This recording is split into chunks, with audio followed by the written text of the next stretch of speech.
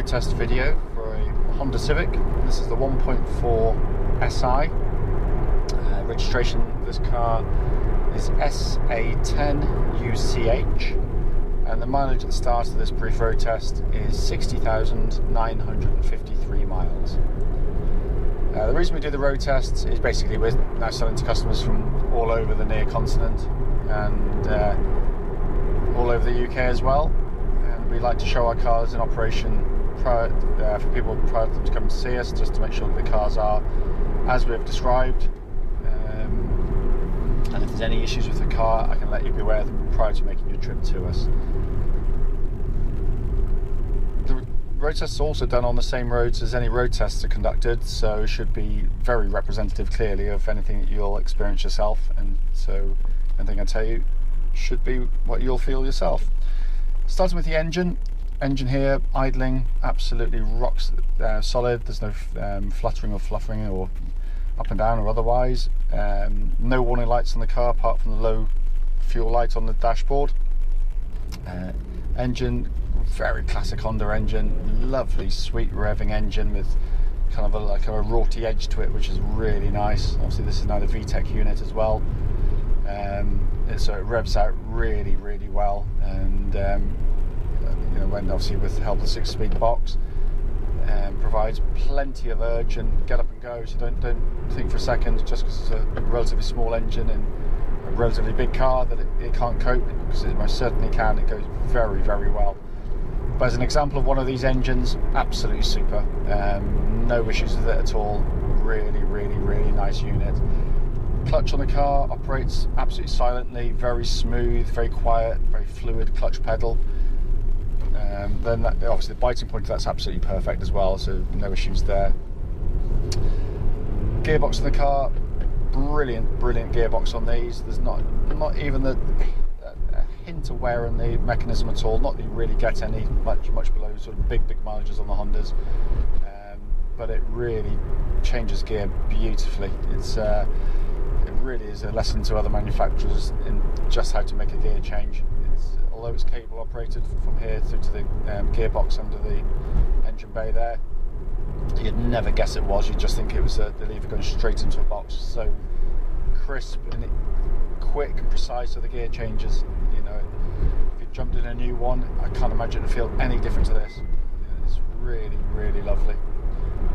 So in terms of powertrain, engine, gearbox, clutch, utterly faultless. And don't for a second think just because I'm doing the road tests and obviously I work for the company and they're my cars that I'm just going to give it a clean bill of health no matter what. You know, I do. I will be critical of the car if it requires it, and I've done it in the past and I'll do it again. So carrying on, steering of the car, absolutely bullet straight. Tracking there. There's no vibrations, there's no wobbles, there's nothing from coming back through the steering wheel apart from the feel from the road. And it's a wonderful power steering system, obviously more of which in due course later in the video, but just to say that there's no wear in it I can feel at all. Likewise, the suspension of the car going about its business very smoothly indeed.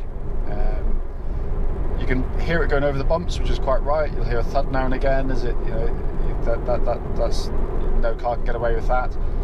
What I'm looking out for is kind of the noises that shouldn't be there, and that's things like little sort of clanks and bangs underneath, which commonly on modern cars with awful road surfaces will be things like your little drop links on your suspension and the actual struts themselves, but there's no noise from the suspension at all. It's absolutely smooth as you like. Brakes on the car I'll do in a second, but thus far they felt really good, but I'll do them at a slightly higher speed in due course. As I drive along, I'm also listening out for kind of wind noise and intrusion that shouldn't be there, and what I mean by that is where someone may have just knocked a door seal or skagged one, and you get a little bit of wind, hiss and whistle coming back through into the car, or a poorly fitted windscreen, anything like that. But it's very quiet in here. The wind noise is exactly what I'd expect on a Civic of this type, which is, you know, very subdued indeed.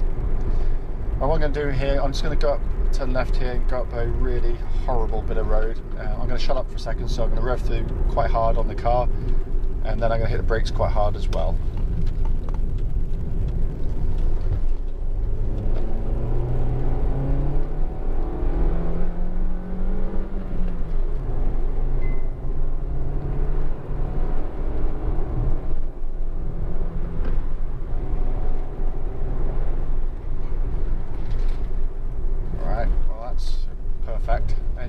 out really sweetly. Brakes are absolutely rock solid. They really, really are. Top of the brake pedal, right up there. The pedals exhibiting absolutely no vibrations, no pulsing to suggest that brakes are in anything other than really good order underneath. Obviously, we'll check them mechanically anyway or physically, but it's all really, really spot on.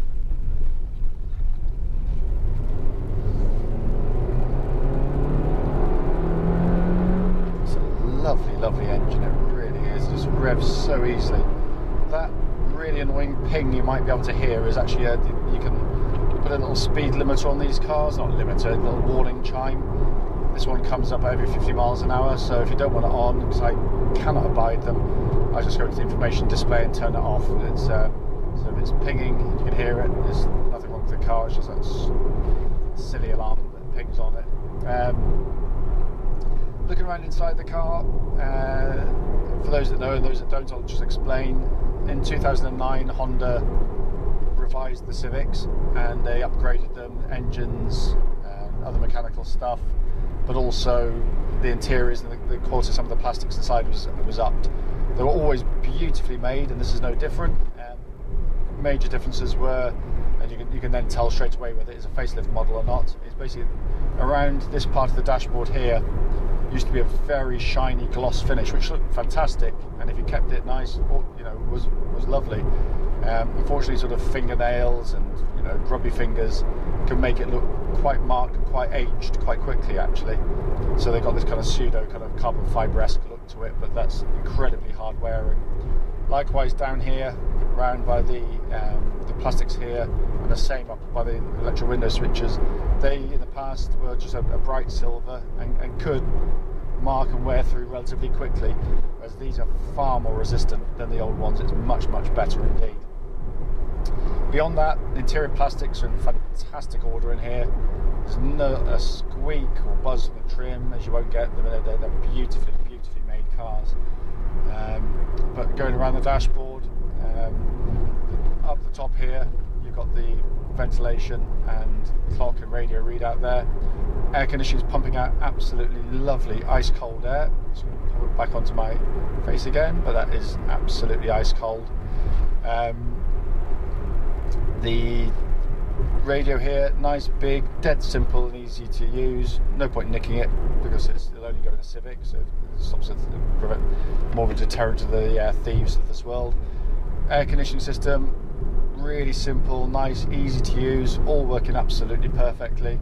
And then to my favourite part of the dashboard, you've got this brilliant two-tier design. So up high, you've got the speedo readout, which I'm looking at now. But as I'm looking at the van in front, I can still tell what speed I'm doing without having to sort of barrow my head down to take in that information. It's a brilliant, brilliant, brilliant system. It's not gimmicky at all. It's just so clever, and it does make driving safer. So the vast majority of the time, obviously, clearly, the information you'll take in is speed, and that's up there nice and high. So to the right of that, you've got a little econometer, all working perfectly, just it encourages economical driving. And to the left, you've got a little Rev Warning light to say that if you're approaching the red line, it'll just sort of glow up like on a Formula 1 car. You've also got a little Rev prompter up there as well, up and down, just to remind you. And then down below that, we've got a more conventional binnacle there, big dominating Rev counter, and all the information's perfect. Display works perfectly. And then obviously temperature gauge running at a third, which is exactly where it wants to be. So all very, very nice and in lovely order. Finally, just come back to the chassis. As I said before, steering and suspension work so well on this car, especially on lanes like this, sort of sweeping A roads and tighter B roads. It really does maintain its composure beautifully. The power steering is very quick. But the suspension keeps up with it. That's not always the case. There's a real sharpness about the drive of these cars, which is genuinely, in a world of fairly dull appliances getting you from A to B, it is fun. It's genuinely good fun. So I think the snappy gear change, it's responsive engine, sharp steering, And as I say, the point of this road test was to give you feedback. I can't fault any of it. I really cannot. And as I said, I would if I needed to. Clearly, if I've missed anything out in the road test, don't hesitate. Give us a call, and I'll be happy to answer any questions you may have.